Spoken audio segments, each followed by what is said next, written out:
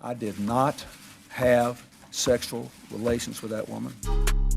Yes or no? Did you ever take banned substances to enhance your cycling performance? Yes. I had no prior knowledge of the planned assault on Nancy Kerrigan. I am deeply sorry for my irresponsible and selfish behavior I engaged in. What up, guys? Welcome back. Oops, the podcast. Gallerati and Lynch. We're here. We're ripping it. We're living it up. The groundhog saw his shadow. Puck's a douchebag, Phil. Puck's a douchey boy. Has gone back in the hole. Yeah. And he saw his shadow. And as a child, Lynch, I remember really observing that day as if it were a holy day. Yeah, they pushed that hard in elementary school. They had nothing else seasonally besides Valentine's Day to share with us. It was a big deal. How do they find the next of groundhog kin? How often does Phil need to be replaced by the next Phil? So it's an elected position. It's an elected position. It's an elected position, and I think it changes every year. Love it. They'll often come out to pick up the groundhog. Civic spirit. Yeah, it's kind of like how they do the thing for the turkey where they don't kill it every year. Interesting. I like that. So now we know. So yeah, did he see a shadow? Did he not see a He shadow? saw it. And that means more winter? More winner. Whatever. Not scientific, Lynch. I don't think so. All right, dude, let me ask you this. If you don't need glasses, if you wear glasses, will it make you need glasses? Come on. What? Oh, no. I don't get it. If you don't need glasses, but you wear glasses, will you need glasses? Does it fuck your eyes up? I was thinking this as I walked down the street just earlier today. Was that you? What was making you think about that? Because I was like, would I look good in glasses? Actually, I'll tell you what was making me Like think about that. eyeglasses? I probably look tired right now is why. We can talk more about that in a bit. I would never say that. So to I you. was thinking, thank you, Lynch. I also don't care. If I know you were you to don't. say it, I wouldn't be like, do I look like shit? Like I just look how I look. That's fine. But I figured maybe if I were to wear sunglasses, it would hide pronounced bags under my eyes if I have them. And that seems to be a little bit of a douchey move. And it's also like a copycat move potentially because Tim Dillon wears the sunglasses on the show. Like it's not a thing I normally do. I'm like, all right, I'm not wearing sunglasses to make sense. What if I wore regular glasses? And I was like, well, I don't have regular glasses, but Hillary has a pair of regular glasses that she's getting rid of, but they have a very mild prescription. So I'd be seeing a little blurry. And then I was like, that can't be good for your eyes, which made me wonder if you don't need glasses, but if you wear glasses, will you need glasses? Probably. Right? I think Warp your eyes. I have a pair of glasses in my backpack that I use as a prop. Do you want to try them on? I can tell you if you look tired or not. They're prop glasses. They're yes. So you don't need glasses, but you wear glasses. But these are not prescription glasses, so therefore you may not need glasses after wearing these glasses, right? Something like that. Yes. I got these at Mother of Junk because I wanted to use them for a Cool, TikTok. Lynch. I like these. I don't even know how blurry they are. I love when Lynch is like these are like scholarly angry glasses, Yeah. right? Yeah. I think I got them for Napoleon Dynamite They're cool, man. for a Halloween costume. I look cute. They're dirty. Yeah. I can still see the bags under your eyes. You can? Yeah. But I think I told you that in sophomore year of high school, I went to the eye doctor and I fucked up my eye test so that I could get a prescription. And it was a slightly hued lens where I had perfect vision, and it definitely hurt my vision. And I got called out on it on my first day of school and never wore them until college. And But they had real prescriptions. they were real So prescriptions. then how were you called out? You passed the test of the Because call. I grew up with all these people, and they all know me not to be one to wear glasses until the day that I wear glasses, first day of school. And they were the trendy, boxy 2011 New Girl eyeglasses. Ryan, what? Dude, okay, so I'm going to keep wearing these for now. Yeah. You don't mind. Yeah. You look like Dude, a serial killer. so we've been talking about zestiness a lot on the show, and I was just in Alaska, which I want to talk about in some depth. And dude, we saw a few moose, and these moose, man, are the zestiest fucking moose. Just wait till you see this trot. Dude, it's actually crazy. I'm like, that is a zesty ass fucking moose, dude. And I don't, it's hard to tell which ones are male or female in the winter because they shed their antlers, which I didn't know. And dude, just wait till you see this little trot. You're going to be like, what the F, dude? I'm picturing it. Zesty. They pull one leg up at a time, tuck it, Kind like sort of, yeah. That's very sexy. Dude, it's like very I tempting. can't wait to show you this, bro. You're gonna love it. While you're pulling that up, I don't understand why when we open up Instagram sometimes. Whoa, daddy. When we open up Instagram sometimes, any of the funny accounts that we follow, they have some porn on there every once in a while. I hate that. I was on the subway the other day and I saw some meme account and I was excited because it's funny. And it was just someone bending every rule possible to show porn on Instagram without doing it, but by doing it so much. Was it the like fake baby breastfeeding videos? No, not those. Those are great. Those are great.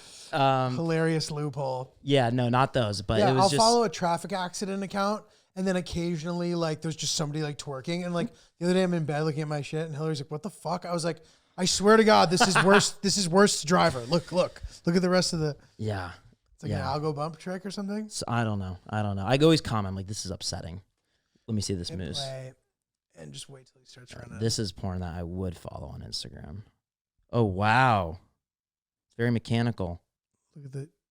Did he run? He ran across into the woods. It's very zesty, dude. It's very mechanical. It's very zesty. Definitely deep snow. Definitely deep snow. Deep. I wouldn't be intimidated if I was prey and he was coming towards me like that. Agreed. With those steps, Dude, very zesty. that's very cute. How was it? Alaska? It was great, dude. I just got back a couple minutes ago. Literally. Tough flight, and one thing that I was thinking about while I was over there, man, it's like sometimes no pain, no gain. You know what I mean? Like going to Alaska in the winter, it's a tough sell. It's freezing. It's cold in a way that's like unfathomable. I'm just trying to think of other times that I've been in the cold that I was in. Minus 18 was like the coldest temperature that I experienced. And it's just like, it just like hits different, as they say. But, and there's no direct flights in the winter, so it's a bitch to get up there. But saw like incredible shit.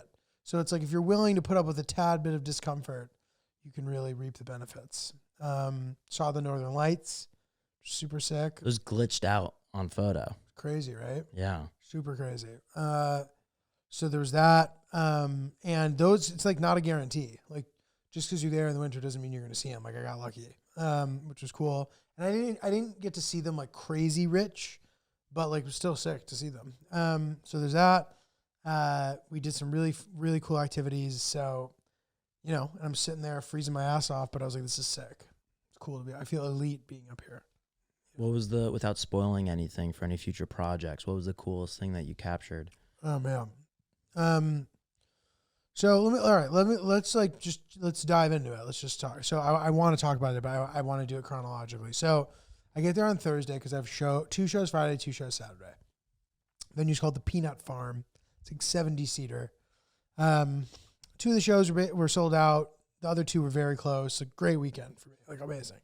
And I wanted to get there the day before because when you're traveling, more than 4 hours on a flight, it can be rough to like roll off and like just go on stage right after if you can avoid it. So like obviously if you have to, and that's it. But I was like, I'll get there the day before, settle in, 2 flights, whatever.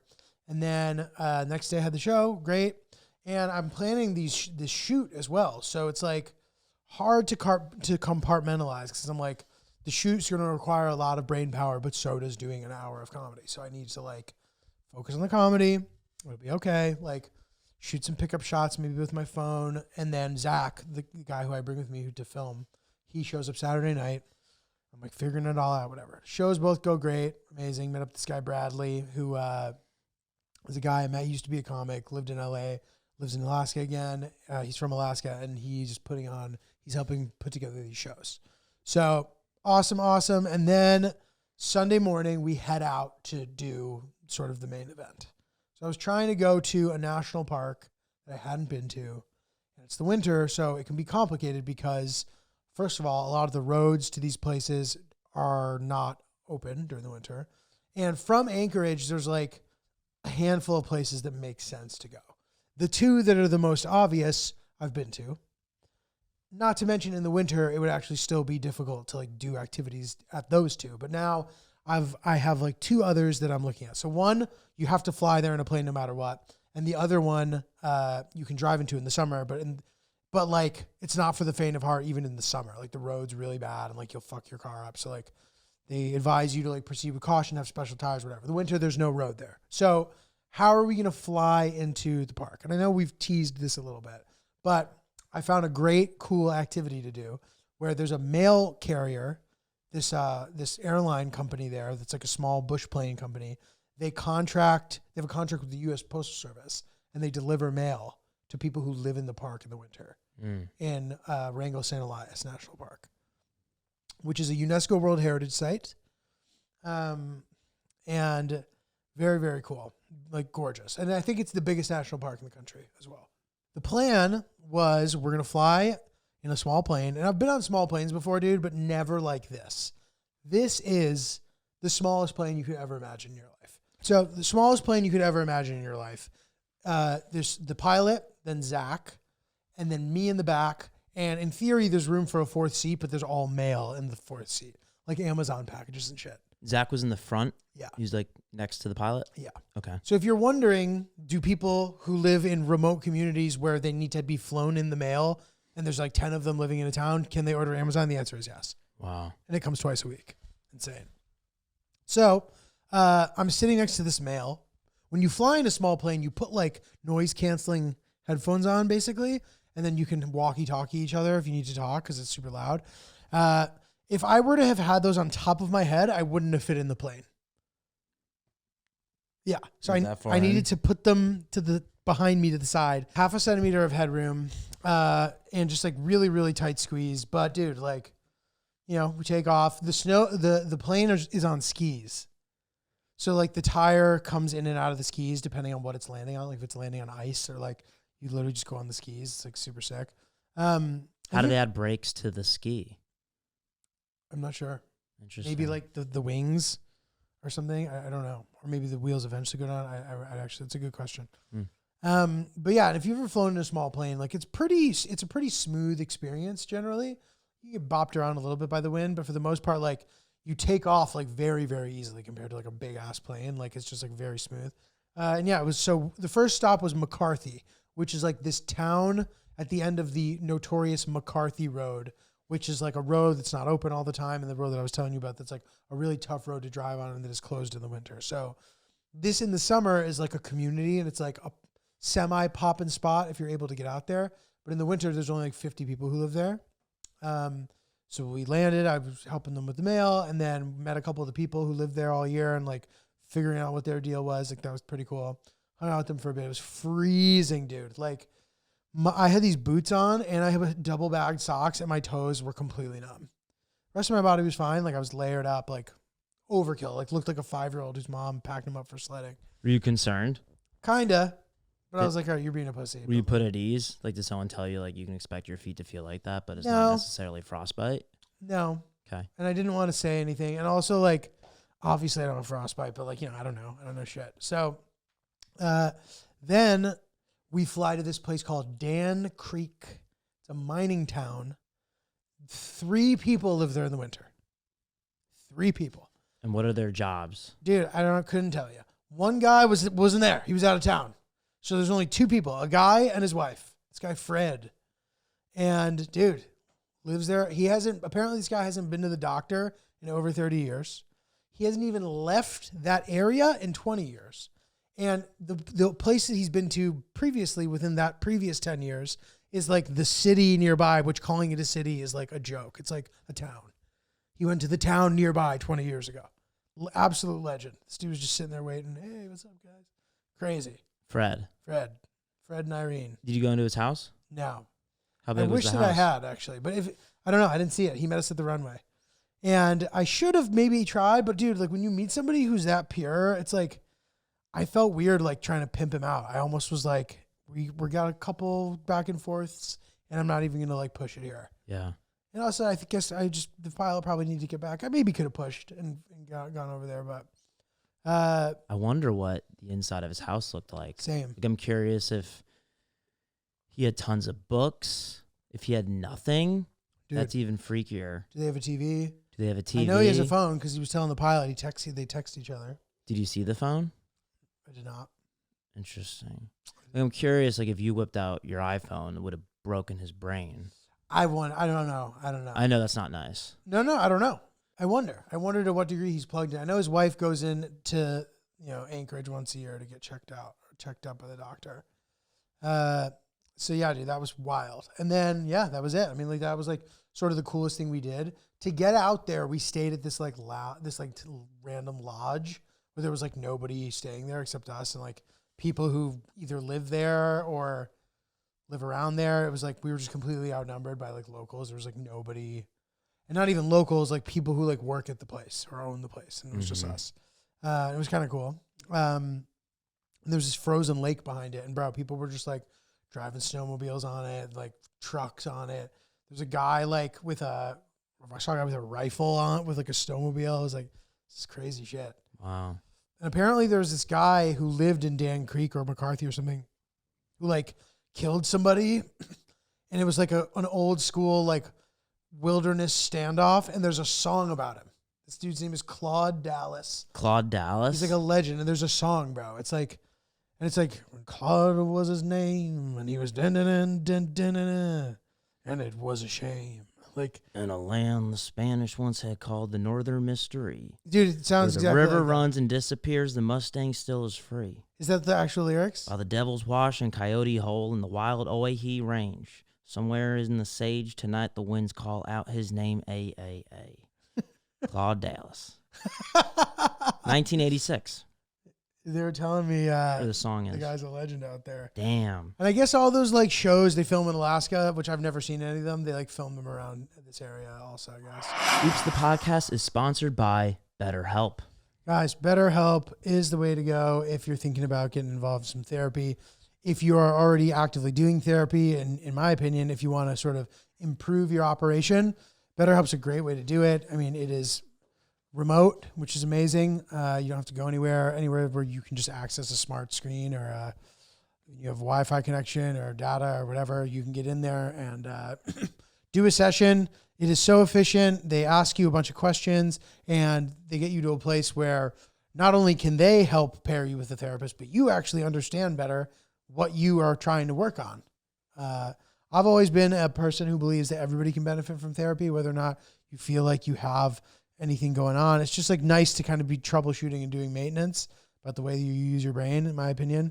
And, look for those green flags in life. Mm-hmm. What are those things that make you feel good? Those good habits, those positive things, those positive people. And I think this is one of those things. So get in there, try some BetterHelp. Let us know. We love it. And we think you will too. Discover your relationship green flags with BetterHelp. Visit BetterHelp.com/oops today to get 10% off your first month. That's BetterHelp, HELP.com/oops. Apparently Fairbanks, which is sort of, it's like in the North Pole, or it's like in the Arctic Circle, not the North Pole, but it's a quote city. It's like 50,000 people. And anybody, even people in Alaska were like, I cannot understand how anybody would live there. It gets down to like -50. And then in the summer, it's like 100.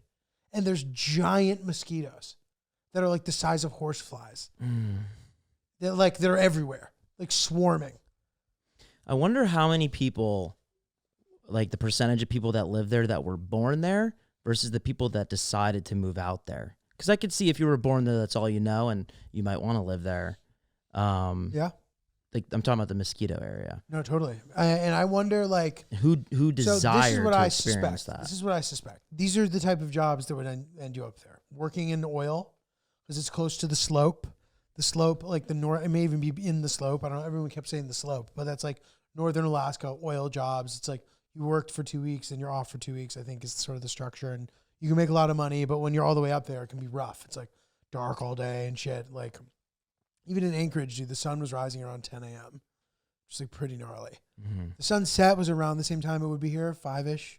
But like 10 a.m. sunrise is nuts. And the sun never is like always at like 4:30 p.m. sun. That's the highest it gets in the sky.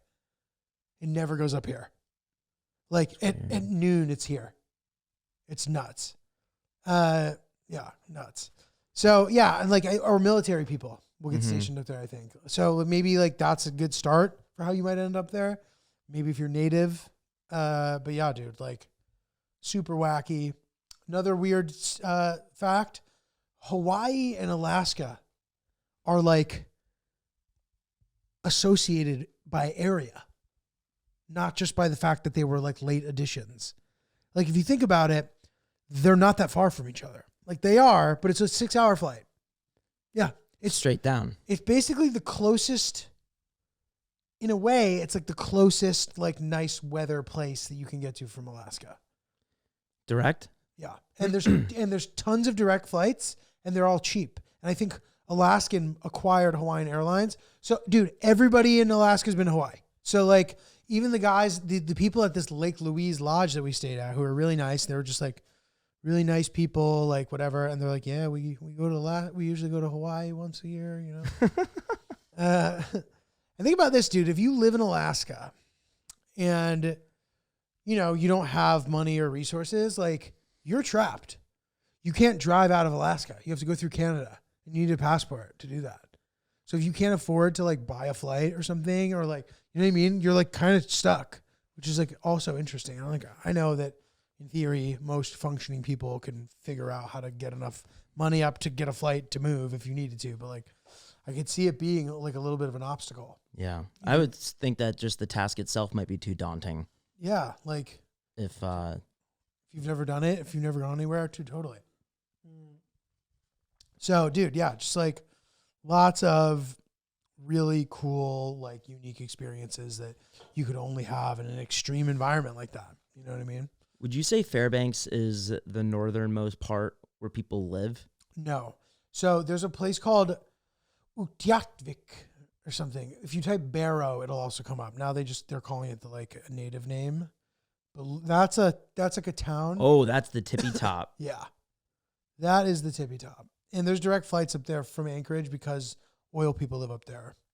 And apparently like there's not really a lot of alcohol up there because people who work in oil are not supposed to be drinking because it's so depressing up there that like in theory they might like show up bombed and like get hurt on the job or whatever. A very serious job. Yeah. You know, and natives, you know, tend to have a pretty bad relationship with alcohol. It's not different up there or in Alaska in general. Fairbanks is here, and that city's at the tip. Yeah, so that's the other cool thing about Alaska. It's 99% uninhabited. So like in between Fairbanks and there, there's just like nothing. You can't just like drive up there. You know what I mean? There's no like, there's a couple of good roads, like road systems, but like they're very limited and in certain parts. So like you can't drive from Juneau to Anchorage, for example. You have to fly. And Juneau's like along the sort of eastern coast, like eastern and southern coast. It goes along the side sort of Canada and then up and around. And then like there's Anchorage and then, yeah, Fairbanks, which like isn't even that close to the top of it. No, not at You know all. what I mean? Which is interesting. But it's deep. Like if you're in Fairbanks, you're deep, dude. So anyway, There's a lot of private roads. Like no. So some places it just stops. Some places you just like there's no road. Which is pretty cool. And what was I gonna say? Oh, also the flyover from Seattle, we had really good weather in a way. It was freezing as fuck, but like it was really clear. And what can happen is like if it's foggy or if it's like whatever, like you might not get clear skies and then you can't really see the views. And like when you go up there in the summer, it's actually not super duper likely to get a clear day, like a fully clear day. So like the winter, you're more likely to get that. So that's a cool advantage. Mm-hmm. But you know, right before we arrived, it had been like 2 or 3 weeks of just like fog. We get there, the sky's clear, it gets cold, it had snowed. So like it was sort of like a real Alaska experience. Everybody in Alaska was like, oh, you're lucky. You're lucky. It was warm before. Now it's like how it's supposed to be. Like everybody was like happy that it was cold, which was weird, but I get it. It's like normal. Mm-hmm. More scary for it to be warm. But we flew right over Glacier Bay National Park. And I got like the most incredible, pristine, perfect views of it in a way where I'm almost like, does this count? What? What do you mean? I'm like, this is such a comprehensive flyover that I feel like I've visited the park. Oh yeah. You know what I mean? Is there walking activities to do while there? Probably. And like, I know like cruises go there and like, I'm sure you can fly in and land in it, like with a little plane or whatever. But yeah, so Let's say that counts. I'm leaning in that direction too. Good.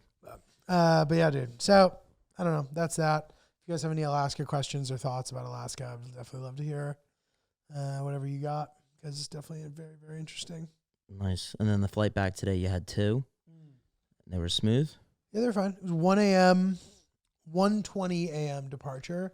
Yeah. Getting in at 3, landing at 3:45, back home by 5:20 or something. So that's a long ass fucking day, dude. Yeah. I got upgraded on both flights though. So, and neither of them were like lay flat situations, but like it was the difference between like actually being able to fall asleep and not. Have you done lay flat? Yeah. Have you? No.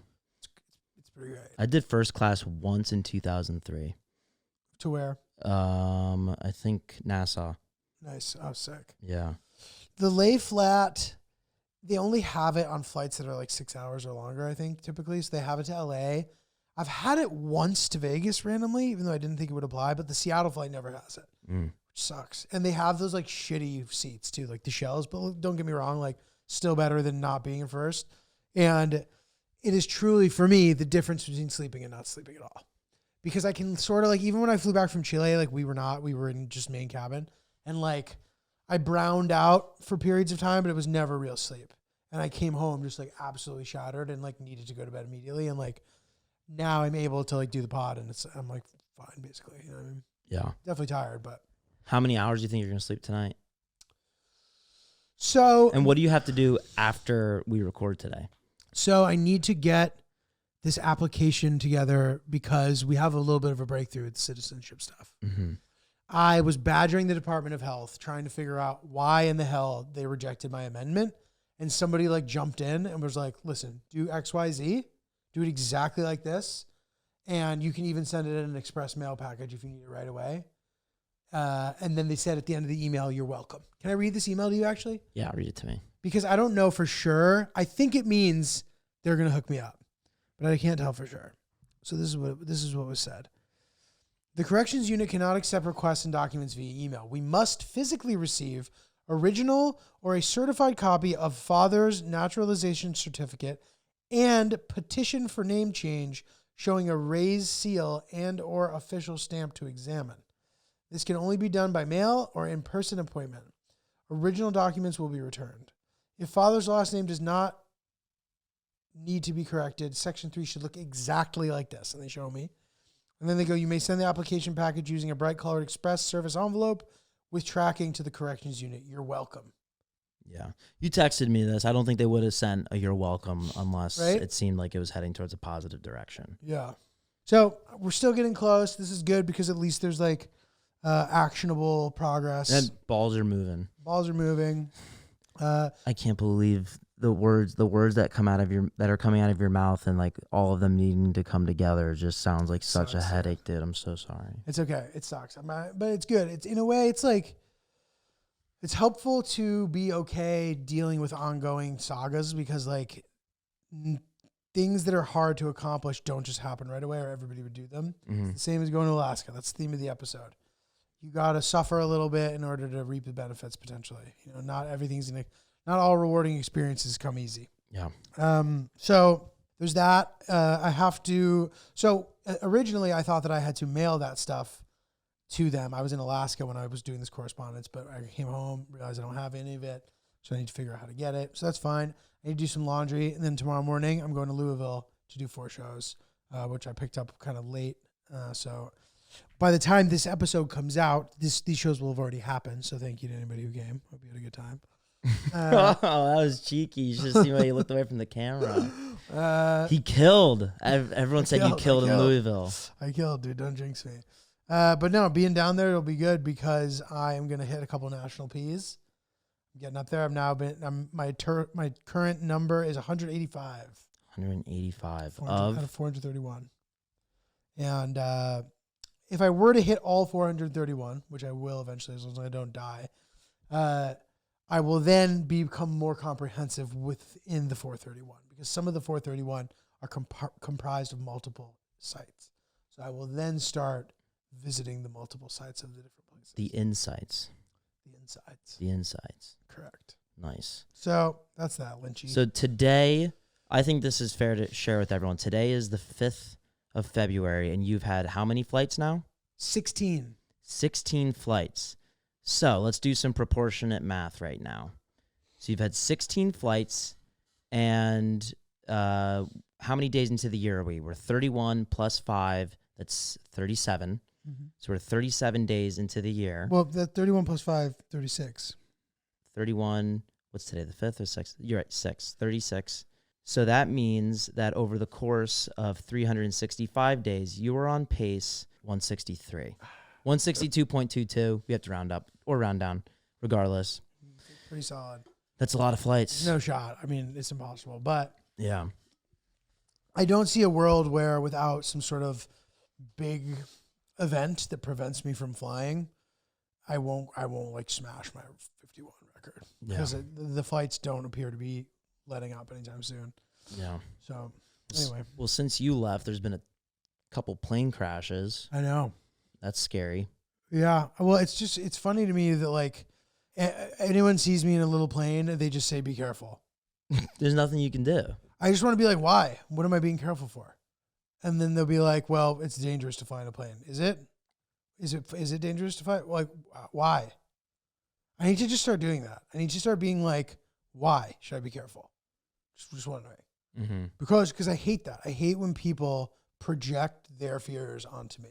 It bothers me a lot. Even with like shit about the country and the government, and like there'll be some like alarming headline of like Trump barking and like doing some like wacky thing, and someone will tell me, and I'll go, yeah, and then they get mad that I don't get scared, Or like respond. that I don't go, oh my god.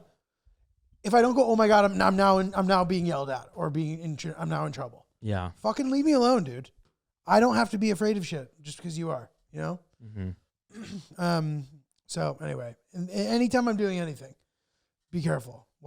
So I must have gotten 5 DMs that said be careful because of like a video of me in a plane. So the only thing I'm wondering is, do they think I'm going to open the door of the plane while it's flying and go, hoo, hoo, hoo? That's not being careful. You know what I mean? This is not being careful. I'm kicking my legs. I am being careful. I get that it's just an expression, but how would I be more careful? I'm just doing the protocol. I'm wearing a seatbelt. This is a low risk activity. Ultimately, things happen, but like just because a weird plane crash happened, I'm not going to fly anymore? No, I didn't think twice about that, dude. That happened the night before I left, the thing with the helicopter. I'm going to cancel my plans now? You know what I mean? It's just it's ridiculous. Yeah. So, Interesting. yeah. I like the glasses on you. Your girl Bethany Frankel had a lot to say about it, Lynch. About the plane stuff. Bethany Frankel. Yeah. Who's that? Your girl with the aliens in New Jersey. Oh yeah. When did she turn into a conspiracy theorist? I don't know. Is it just for like clicks? She's turned into she has an opinion. She has a strong opinion about everything. I don't know. It's definitely for clicks. She needs the You think so? sponsorships. Yeah. And she's also at every event. I don't know what she's doing besides TikTok right now. Is she still doing shows? I don't know. But I don't she's know just either. sort of like a reality TV royalty, you know? Yeah. I think she's always got like a cookbook, or like she may have never had a cookbook, but like she has a book deal somehow always. Yeah. She's She always started doing Skinny stuff. Girl. Skinny She started Girl Skinny Girl. wine or vodka? Probably both I at think it this was point. everything. Yeah, I think it was both. Yeah, she started that back in like That was the a hit. O's. That was a big hit. Back in the O's when she was on Bravo. Did you watch Bravo as a kid with your mom? Me too. Me neither. You did not watch Bravo? I watched it all the time with my mom. What were your shows of choice? Real Housewives of Orange County, Real Housewives of New York, Dude, my New boy Jersey. had like a fling with Kyle from the Real Housewives of Orange County. Really? Yeah. Like before she was on the show. Oh, that's hot. It was sick. That's It was hot. a summer long thing. Before? I met her. I got to hang out with him one time, Nice. and I was proud of him. Did you watch them? She was a coug at A the time, coug? and I know a cougar. Yeah. Did you watch them kiss? No, I didn't. But I know he was like spending a lot of time with her, and I guess she like has a husband and she's back with him. But like I think there was a time where they were apart, and this guy slid in there and had some fun. That's pretty fun. You love to see it. Just like a moose. Just like a moose. Just prancing like a through the moose snow. prancing over. What are the sort of classic Bravo shows? Was that Real Housewives? I used to watch $1 Million Listing. That was with Ryan Serhant got his start. And I forget the other two Our guys. boy Niall, who stood us up. Niall? Niall is from the Netflix version of the Ryan Serhant thing. Yeah, yes. Oh, the bald guy? Yeah. Yeah, I remember that. I was excited about that. But yeah, I used to watch $1 Million Listing all the time. My dad was so disappointed because I didn't watch baseball yet. So I was just like sitting like at the edge of my mom's bed. Well, not Vanderpump. I think is that newer? I didn't know anything of it until a couple years ago, but I watched Below Deck? I watched a little bit of Below Deck with my sister. A lot of American Idol. That's not Bravo, but just I watched a lot of entertainment, gossip TV, and I don't think my dad was like stoked that like his first son or his son that was old enough to watch sports wanted to watch that instead of Was the a girly Yankees. boy. But you eventually became a boy's boy. Yeah, I'm a boy's boy. You're a boy's boy. Yeah, but You weren't. I'm you were younger. I'm a girly boy's boy. You're a girly boy. My dad appreciates some zest. But I remember vividly my dad coached my recreational basketball team, and my dad worked hard and he worked a lot of hours, and he took the time out of his day so that he could coach his son and spend time with him because my dad traveled a lot when I was little, and he still found the time to be my coach. And I remember every time he was driving me to practice to coach an entire team because he wanted to spend more time with me, I was complaining about how we were missing the auditions for the newest season of American Idol. And he just took it. He just took it. My dad just takes it. Sometimes you gotta take He it. just takes it. I want to be able to have death eyes that he has sometimes. Just take stuff. I hope when I have kids, I can be like But that. it's the death eyes, though. I think it's just like this is my life, and just committing to that. And somehow that's impressive. dad-like behavior, bro. Super dark dad behavior. I'm convinced that once a month he goes and he kills somebody under a bridge. He's Dexter secretly. I guess so, yeah. Do you have a recommendation for a Bravo series that I should try? I'd go back and watch the OG $1 Million Listings. I think that's a good show, some great drama. Love it. And if you like the Serhan show, I mean, it's what Serhan's show came from. I did not like that show, by the way. I just watched it because I thought he was going to be on. I thought we were going to have him as a guest. That's fair. And then he flaked. I also just like saw what the challenge was going to be and then Googled that property and saw that it hadn't sold yet. I'm like, why would I watch this show for a season when I know that the property, no one sells it? No one wins. If you do that, fair. Yeah. Yeah. Yeah. Do you have any Bravo recommendations? I don't think I've ever watched a Bravo show before. Yeah. Other than like being familiar with the existence. Was the Kardashians a Bravo show? I don't think so. I think that was on E. That was its own. I didn't watch that either though. But no, I don't think I have one yet, but it's never too late. Never too late. So anyway, shout out to Bravo, shout out to Alaska, Shout out to Frank. shout out to Fred and Claude Dallas. Claude All Dallas. the good people in McCarthy. Claude Dallas. Anchorage. Come see me on the road. March 8th, I just added Bottle Rocket, Pittsburgh. One show. That should be great. I think it's one show. It might be two, but I think it's one. Then March 14th, The Den Theater, Chicago, Illinois. As of now, I'm planning to release my special March 4th. So mark your calendars. YouTube.